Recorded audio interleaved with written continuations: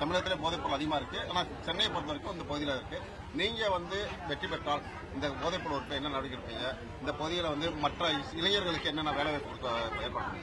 Sir, இந்த போதை பழக்கெல்லாம் மக்களை குறை சொல்வதை விட ஆட்சியாளர்கள்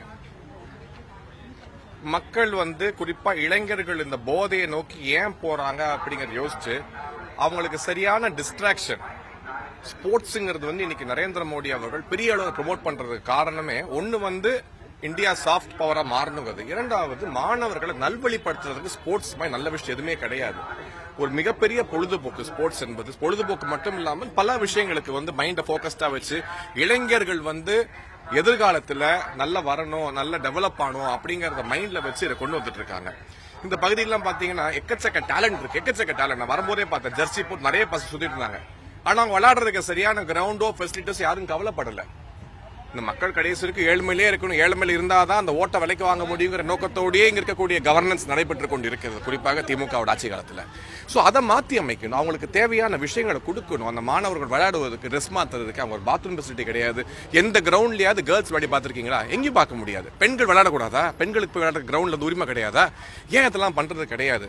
இதெல்லாம் எம்பிக்களாக சிந்திக்க வேண்டிய விஷயங்கள். பலாயிரம் கணக்கான கோடி ரூபாய் ஸ்மார்ட் சிட்டி மூலமாக தமிழகத்துக்கு கொடுக்குறாங்க. எடுத்துட்டு வாங்க. இந்த மாதிரி பகுதிகளில் நல்ல பொழுதுபோக்கு சமுதாய கூடங்கள் அவங்க படிக்கிறதுக்கு ஃபெசிலிட்டிஸ் ஏற்படுத்தி கொடுத்தா ஆட்டோமேட்டிக்கா மாணவர்கள் நல்வழிப்பட போறாங்க, தவறான பாதையில போக மாட்டாங்க. அது மட்டும் இல்லாமல் அரசாங்கம் சரியான கட்டுப்பாடுகள் விதிக்காத காரணத்தினால் இன்னைக்கு இந்தியாவோட போதை தலைநகரமாக தமிழகம் மாறி தலைகொடு ஏற்படுத்திட்டு இருக்கு. இதுக்கு முற்றுப்புள்ளி வைத்தே தீர வேண்டும். என்ன சொல்ல போனா அந்த ஜாஃபர் சித்திகா சாதிகா அவர் கூட இருக்கக்கூடிய பல திராவிட முன்னேற்ற கழக தலைவர்கள் இருக்க போட்டோ வெளியே வரும் அதிர்ச்சிகரமான தகவலா இருக்கு.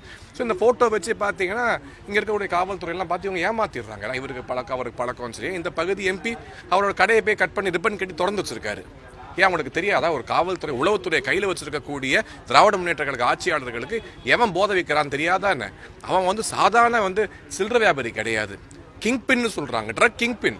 மலேசியா, ஆஸ்திரேலியா, நியூசிலாந்துலாம் தேடுறாங்க அவனை. அவ்வளோ பெரிய ஒரு ஆளை கூட ஐடென்டிஃபை பண்ண முடியாத அளவுக்கு ஒரு எம்பி இருக்காருன்னா அவர் எப்படிப்பட்ட எம்பியா இருப்பாருங்கிறத நம்ம யோசிச்சு பார்க்க வேண்டும்.